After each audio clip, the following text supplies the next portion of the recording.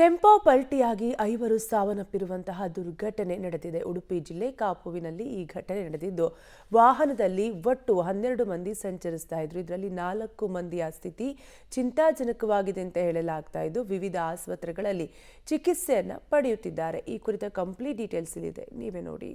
ಉಡುಪಿಯಲ್ಲಿ ಭೀಕರ ರಸ್ತೆ ಅಪಘಾತ, 5 ಕಾರ್ಮಿಕರು ದುರ್ಮರಣ, 7 ಮಂದಿ ಗಂಭೀರ, ಆಸ್ಪತ್ರೆಯಲ್ಲಿ ಚಿಕಿತ್ಸೆ. ಉಡುಪಿ ಜಿಲ್ಲೆಯ ಕಾಪು ತಾಲೂಕಿನಲ್ಲಿ ಭೀಕರ ರಸ್ತೆ ಅಪಘಾತ ಸಂಭವಿಸಿದೆ. ಈವೆಂಟ್ ಡೆಕೋರೇಷನ್ ಸಾಮಗ್ರಿ ಸಾಗಿಸ್ತಾ ಇದ್ದ ಟೆಂಪೋ ಚಾಲಕನ ನಿಯಂತ್ರಣ ತಪ್ಪಿ ಪಲ್ಟಿಯಾಗಿದ್ದು, 5 ಕಾರ್ಮಿಕರು ದುರ್ಮರಣ ಹೊಂದಿದ್ದಾರೆ. ಕಾಪು ತಾಲೂಕಿನ ಕೋತಲಕಟ್ಟೆ ಬಳಿ ಈ ದುರ್ಘಟನೆ ಸಂಭವಿಸಿದೆ.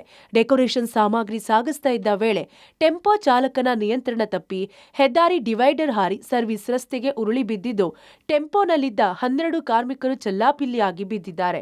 ಅದರಲ್ಲಿ 5 ಮೃತಪಟ್ಟಿದ್ದಾರೆ. ಇನ್ನುಳಿದವರಿಗೆ ಗಂಭೀರ ಗಾಯಗಳಾಗಿವೆ. ಇನ್ನು ಮೃತರನ್ನ ಪಶ್ಚಿಮ ಬಂಗಾಳದ ಕಮಲ್ ಸಮರೇಶ್, ಅಸ್ಸಾಂನ ಪಪ್ಪು ರವಿದಾಸ್, ಹರೀಶ್, ತ್ರಿಪುರಾದ ಗಪುನಾಥ್ ಎಂದು ಗುರುತಿಸಲಾಗಿದೆ. ಒಬ್ಬನ ಐಡೆಂಟಿಫೈ ಆಗಿಲ್ಲ ಇತ್ತು, ಅವನು ಈ ತ್ರಿಪುರದವ, ಈಗ ಐಡೆಂಟಿಫೈ ಆಗಿದೆ. ಬಾಕಿದವ್ರದ್ದು ಕೂಡ ಐಡೆಂಟಿಫೈ ಆಗಿದೆ ಅಲ್ಲ. ರಂಜಿತ್ ಮತ್ತು ಮತ್ತೊಬ್ಬ ಸ್ವಲ್ಪ ಸೀರಿಯಸ್ ಕಂಡೀಷನ್ ಇದೆ, ಅದು 24 ಅವರ್ಸ್ ನೋಡಬೇಕಷ್ಟೇ. 12 ಜನ ದಿವಸ ಒಂದೊಂದು ಕಡೆ ಹೋಗ್ತಾರಂತೆ ಅವರು, ಆ ರೀತಿ ಹೇಳ್ತಾ ಇದ್ದಾರೆ. ಈಗ ಅವರ ಸಂಬಂಧಿಕರಿಗೆಲ್ಲ ಕಾಂಟ್ಯಾಕ್ಟ್ ಮಾಡ್ತಾ ಇದ್ದಾರೆ. ಅವರು ಅಲ್ಲಿಂದ ಒಪ್ಪಿಗೆ ಕೊಟ್ಟ ಕೂಡಲೇ ಇಲ್ಲಿ ಪೋಸ್ಟ್ ಮಾರ್ಟಮ್ ಆಗ್ತದೆ. ಪರಿಹಾರ ಈಗ ಅದು ಟೆಕ್ನಿಕಲ್ ಪಾಯಿಂಟ್ ಇದೆ, ಗೂಡ್ಸ್ ವೆಹಿಕಲ್ ಅದು ಹಿಂದುಗಡೆ ಪೂರ್ವವಾಗಿಲ್ಲ, ಎದುರು ಕಡೆ ಮಾತ್ರ ಇರಬೇಕು.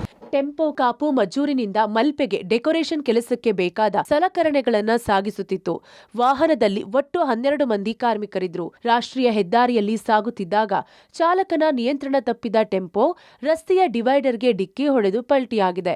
ಅಪಘಾತದ ತೀವ್ರತೆಗೆ ಟೆಂಪೋದಲ್ಲಿದ್ದ ಭಾರವಾದ ಕಬ್ಬಿಣದ ಸಲಕರಣೆಗಳು ಕಾರ್ಮಿಕರ ಮೇಲೆ ಬಿದ್ದಿವೆ. ಇದರ ನಡುವೆ ಸಿಲುಕಿ ಉಸಿರುಗಟ್ಟಿ ಉತ್ತರ ಭಾರತದ 5 ಕಾರ್ಮಿಕರು ಉಸಿರು ಚೆಲ್ಲಿದ್ದಾರೆ. ಘಟನೆಯಲ್ಲಿ ಸ್ಥಳದಲ್ಲೇ 2 ಕಾರ್ಮಿಕರು ಸಾವಿಗೀಡಾಗಿದ್ರೆ, ಆಸ್ಪತ್ರೆಯಲ್ಲಿ 3 ಮೃತಪಟ್ಟಿದ್ದಾರೆ.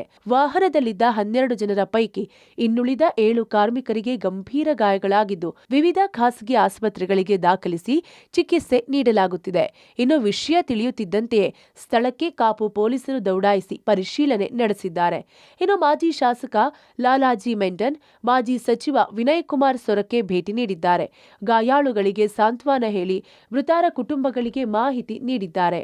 407ನ ಒಂದು ಇವೆಂಟ್ ಮ್ಯಾನೇಜ್ಮೆಂಟ್ನವರದ ಗೂಡ್ಸ್ ಎಲ್ಲ ಮತ್ತು ಅದರೊಟ್ಟಿಗೆ ಸ್ವಲ್ಪ ಕೂಲಿ ಕಾರ್ಮಿಕರು ಅದರಲ್ಲಿ ವಾಹನದಲ್ಲಿ ಅವರು ಕಾರ್ಯಕ್ರಮ ನಿಮಿತ್ತ ಬೇರೆ ಕಡೆ ಹೋಗುವವರು ಸ್ವಲ್ಪ ತರಾತುರಿಯಲ್ಲಿ ಇದ್ರೂ ಕೂಡ ಇರ್ಬೋದು. ಪ್ರದೇಶ ನೋಡಿದರೆ ಯಾವುದು ಅಪಘಾತ ಸ್ಪಾಟೇ ಅಲ್ಲ, ಯಾಕಂದರೆ ಲೆವೆಲ್ ರೋಡು ಮತ್ತು ಹೈವೇ. ಹಾಗಾಗಿ ಆಕಸ್ಮಿಕವಾಗಿ ಏನೋ ಅಡ್ಡ ಬಂದ ಏನೋ ಅವರು ವಾಹನ ಚಲಾಯಿಸುವಾಗ ಅದು ನಿಯಂತ್ರಣ ತಪ್ಪಿ ಸರ್ವಿಸ್ ರೋಡ್ಗೆ ಕವಚಿ ಬಿದ್ದಿತ್ತು. ಅದರಲ್ಲಿದ್ದಂಥ ಕೂಲಿ ಕಾರ್ಮಿಕರು ಮತ್ತು ಒಳಗಿದ್ದವರು ಕೂಡ ಒಟ್ಟು 5 ಜನ ನಿಧನ ಆಗಿದ್ದಾರೆ. ದುರ್ದೈವದಿಂದ ಇಂಥ ಘಟನೆ ಆಗಿದೆ. ನಮಗೆಲ್ಲರಿಗೂ ಕೂಡ ಬೇಸರ ಇದೆ. ಉಳಿದ ಗಾಯಾಳುಗಳು ಕೂಡ ಆದಷ್ಟು ಬೇಗ ಚೇತರಿಕೆಯಾಗಿ ಅವರು ಗುಣಮುಖರಾಗಿ ಡಿಸ್ಚಾರ್ಜ್ ಆಗಲಿ ಅಂತೇಳಿ ನಾನು ಹಾರೈಕೆ ಮಾಡ್ತೀನಿ. ರಾತ್ರಿ ಹಗಲು ನಿದ್ರೆ ಬಿಟ್ಟು ಆಯೋಜಕರು ಕೆಲಸ ಮಾಡ್ತಿದ್ದಾರೆ. ಒಂದೇ ದಿನ 2-3 ಕಾರ್ಯಕ್ರಮ ವಹಿಸಿಕೊಂಡು ಒತ್ತಡದಲ್ಲಿ ಓಡಾಡುವುದರಿಂದ ಈ ರೀತಿಯ ಅಪಘಾತಗಳು ಸಂಭವಿಸುತ್ತಿವೆ. Deepak Jain, public TV, Udupi.